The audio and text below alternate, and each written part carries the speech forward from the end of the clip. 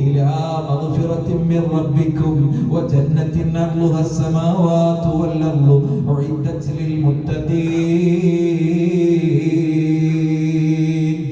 അല്ലാഹുവിന്റെ ഹബീബ് സല്ലല്ലാഹു അലൈഹി വസല്ലം തങ്ങൾ ഈ ആയത്ത് ഓതിയപ്പോൾ മഹാനായ ഉമൈർ തങ്ങൾ എഴുന്നേറ്റു. കയ്യിൽ കാരക്കുണ്ട്. അവിടുന്ന് പറയാണ്, ബഹിം ബഹിം യാ റസൂലല്ലാഹ്,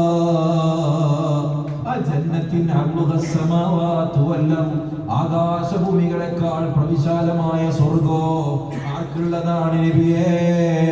ആ സ്വർഗ്ഗം എനിക്ക് വേണ്ടി, ആ സ്വർഗ്ഗത്തിൽ എനിക്ക് എത്തണം, ആ സ്വർഗ്ഗത്തിൽ എനിക്ക് എത്തണം. ഈ കാരക്കതെന്ന ഈ സമയം കൊണ്ട് എനിക്കിത് വലിയ ഹയാത്തൻ ത്വീല, ഇന്നഹാ ഹയാത്തൻ ത്വീല, ഇത് തിന്നു തീർക്കാനുള്ള സമയം എന്ന് പറഞ്ഞ് അതങ്ങ് മാറ്റിവെച്ച് യുദ്ധത്തിന്റെ പോർക്കളത്തിലേക്ക്